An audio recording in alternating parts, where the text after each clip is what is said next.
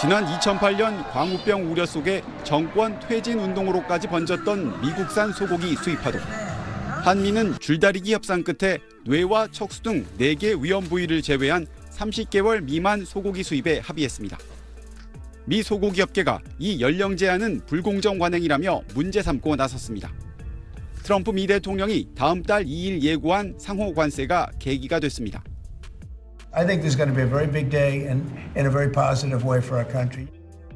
트럼프는 상호 관세에 관세뿐 아니라 비관세 장벽도 포함시키겠다며 다음 달 1일까지 각국별 무역 관행과 개선 방안을 담은 보고서를 제출하라고 지시했는데 업계 측이 미 무역 대표부에 제출한 의견서에서 재협상을 촉구한 겁니다. 이들은 한국에서 소고기 연령 제한이 민감한 문제라는 걸 알지만 중국, 일본 등도 유사한 제한을 풀었다고 주장했습니다. 또 미국이 광우병과 관련해 가장 엄격한 기준과 안전장치를 갖고 있다며 과학에 기반을 둔 교역 강화를 요구했습니다. 앞서 미 무역 대표부도 지난해 국가별 무역 장벽 보고서에서 한국과 합의한 30개월 미만 소고기 수출은 과도기적 조치였는데도 16년간 유지되고 있다며 수입 허용이 필요하다고 밝힌 바 있습니다. 미국은 관세, 비관세 장벽이 모두 해결되지 않으면 상응하는 상호 관세를 부과하겠다는 입장이어서 소고기 연령 제한 해제가 협상 의제가 될 경우 적지 않은 마찰이 우려됩니다. 워싱턴에서 SBS 남승모입니다. 광우병 파동 이후 약 16년이 흐른 지금 미국산 소고기에 대한 부정적인 인식은 찾아보기 어렵습니다. 30개월 미만 소고기만 수입한다는 안전장치가 한몫했습니다. 호주산보다는 미국산이 그래도 좀 더 맛있다는 인식이 좀 있어서 이슈화가 된 지가 조금 오래되다 보니까 아직 와닥자? 이런 그런 느낌은 잘 없고. 현재 한국은 미국산 소고기의 최대 수입국이 됐고 우리가 수입하는 소고기 중 절반 가까이는 미국산입니다. 한미 FTA에 따라 현재 2.6%인 미국산 소고기 관세율은 내년에는 0%가 돼 수입은 더 늘 전망입니다. 한우협회는 원령 제한까지 없어지면 국민 건강이 위협받을 거라며 원령 제한 폐지 요구를 결코 받아들여서는 안 된다고 반발했습니다. 광우병 문제가 이제 좀 BSA가 불거지면서 그냥 소고기 자체에 어떻게 보면은 불신으로 다 갈 수도 있다라는 거죠. 원령 제한이 풀리면 미국산 소고기에 대한 소비자 불신이 커지며 미국산은 물론 한우 소비마저 감소할 거란 걱정입니다. 농림축산식품부는 매년 되풀이되는 미 축산업계의 요구에 현재는 특별한 대응을 검토하고 있진 않다면서도 상황을 예의주시하고 있다고 밝혔습니다. 인체 유해 논란으로 국내 수입과 재배가 허용되지 않는 살아있는 유전자 변형 농산물 LMO 감자도 미국이 수입을 요구할 수 있다는 분석도 있습니다. 그동안 무역 장벽 보고서를 통해 문제 삼아온 블루베리, 사과, 체리 등의 농산물도 개방을 압박할 수도 있어 국내 농가의 걱정도 커지고 있습니다. SBS 정준호입니다. 경기도 화성에서 알루미늄 소재를 생산하는 한 중소기업입니다. 미국 업체와 500만 달러 규모 계약을 논의해 왔는데 관세 여파로 막판에 협상이 중단됐습니다. 수출 물량을 위해 제2공장을 짓기로 한 터라 더 난감한 상황입니다. 실질적으로 가격 경쟁이 없다라고 볼 수 있는 거죠. 우리 입장에서는 매출이 상대적으로 축소된다라고 볼 수밖에 없습니다. 철강과 알루미늄을 미국에 수출하는 국내 중소기업은 1,800여 개에 달합니다. 정부가 마련한 간담회에서는 가격 경쟁력뿐 아니라 관세 관련 정보와 법률 검토 등에서 애로가 크다는 하소연이 이어졌습니다. 사실 많은 업체들이 실질적으로 지금 관세에 부과되는 품목이 정확히 뭐냐, 세부적인 것들을 지금 알지를 못하고 있는 상태라고 생각이 듭니다. 우리나라 철강과 알루미늄 수출에서 미국으로 가는 비중은 2020년 이후 꾸준히 늘어 지난해엔 각각 43억 4천 달러와 10억 달러에 달했습니다. 알루미늄엔 기존 10%에 15% 관세가 추가됐고 철강엔 관세 25%가 붙는 대신 연 263만 톤의 수출 쿼터, 즉 물량 제한이 풀렸습니다. 때문에 미국 기업 대비 가격 경쟁력은 떨어지겠지만 업황에 따라 오히려 수출 물량이 늘 수도 있다는 관측도 있습니다. 자동차와 가전 부품 등 87개 철강 알루미늄 파생 상품에는 관세 부과를 유예하겠다던 트럼프 행정부는 또 말을 바꿨습니다. 예외 없이 즉시 관세를 부과한다는 겁니다.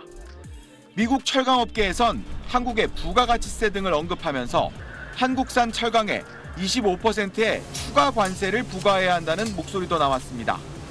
우리 정부와 업계는 미국 내 상황을 주시하면서 수출 다변화 등 피해를 최소화할 수 있는 방안을 고심하고 있습니다. SBS 박현석입니다. 트럼프 미국 대통령이 머스크 테슬라 CEO와 함께 백악관 마당에서 새로 산 테슬라 차량을 공개했습니다. Should I get in?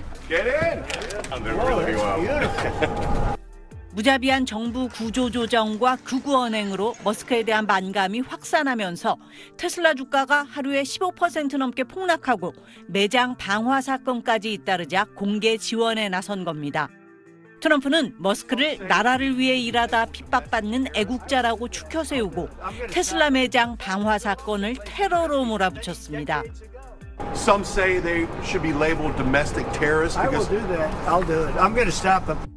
관세 정책이 몰고 온 시장의 혼란과 경기 침체 우려는 한마디로 일축했습니다. Do you I think think this there will be a country- recession? I don't see it at all. I think this country is going to boom. 일시적인 경기 침체 가능성을 배제할 수 없다던 말을 불과 며칠 만에 바꾼 겁니다. 오히려 최근 잇따른 주가 하락이 저가 매수의 기회가 될 수 있다고 주장하기도 했습니다. When you look at the market selling off, that didn't concern you, and Nope, where do you see it doesn't going? concern me. I think some people are going to make great deals by buying stocks and bonds and all the things they're buying. 경기 침체와 시장 불안에 대한 질문이 집요하게 이어지자 트럼프 대통령은 아예 화제를 돌려버리기도 했습니다. And what's your message to Americans right now, sir, who are worried about the stock market? What's your message to them as they watch it? Let's go see the Cybertruck. 트럼프 대통령이 직접 진화에 나섰지만 시장은 여전히 오락가락 관세 정책에 따른 불확실성과 인플레이션, 경기 침체 불안에서 벗어나지 못했고 뉴욕 증시는 이틀째 하락했습니다. SBS 김영아입니다.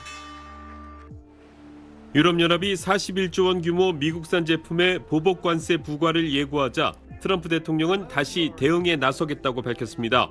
유럽연합은 미국을 이용하기 위해 만들어졌다며 이번엔 싸움에서 이길 것이라고 강조했습니다.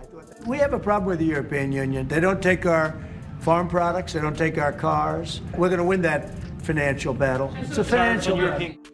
미국 무역 대표부도 별도 성명을 내고 유럽연합의 징벌적 행동은 미국의 국가안보를 무시하는 조치이자 현실과 동떨어진 것이라고 비판했습니다. 트럼프 대통령은 관세 정책에 일관성이 없다는 지적에 대해선 일관성이 없는 게 아니라 유연성이 있는 것이라고 강하게 반박했습니다. 그러면서 상호 관세를 예고한 다음 달 2일까지는 유연성이 유지되겠지만 그 이후엔 거의 없을 것이라고 덧붙였습니다. I'll always have flexibility, but there will be very little flexibility once we start. April 2nd is going to be a very big day for the United States of America. 미국이 철강 알루미늄 제품에 25% 관세를 부과하자 캐나다도 보복 관세를 예고하는 등 트럼프발 관세 전쟁은 점점 확대되고 있습니다. 다만 캐나다 다음으로 미국에 철강을 많이 수출하는 멕시코와 브라질은 즉각적인 보복이 아니라 신중한 대응을 강조해 묘한 대조를 이루었습니다. 워싱턴에서 SBS 김용태입니다. 경기도 화성에서 알루미늄 소재를 생산하는 한 중소기업입니다. 미국 업체와 500만 달러 규모 계약을 논의해 왔는데 관세 여파로 막판에 협상이 중단됐습니다. 수출 물량을 위해 제2공장을 짓기로 한 터라 더 난감한 상황입니다. 실질적으로 가격 경쟁이 없다라고 볼 수 있는 거죠. 우리 입장에서는 매출이 상대적으로 축소된다라고 볼 수밖에 없습니다. 철강과 알루미늄을 미국에 수출하는 국내 중소기업은 1,800여 개에 달합니다. 정부가 마련한 간담회에서는 가격 경쟁력뿐 아니라 관세 관련 정보와 법률 검토 등에서 애로가 크다는 하소연이 이어졌습니다. 사실 많은 업체들이 실질적으로 지금 관세에 부과되는 품목이 정확히 뭐냐, 세부적인 것들을 지금 알지를 못하고 있는 상태라고 생각이 듭니다. 우리나라 철강과 알루미늄 수출에서 미국으로 가는 비중은 2020년 이후 꾸준히 늘어 지난해엔 각각 43억 4천 달러와 10억 달러에 달했습니다.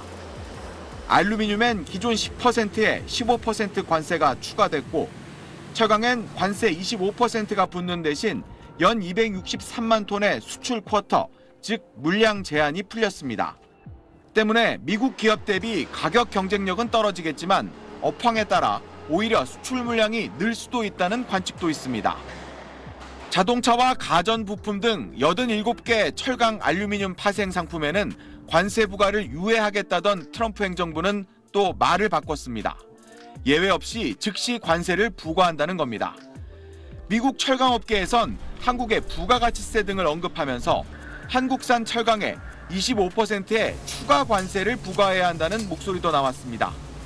우리 정부와 업계는 미국 내 상황을 주시하면서 수출 다변화 등 피해를 최소화할 수 있는 방안을 고심하고 있습니다. SBS 박현석입니다.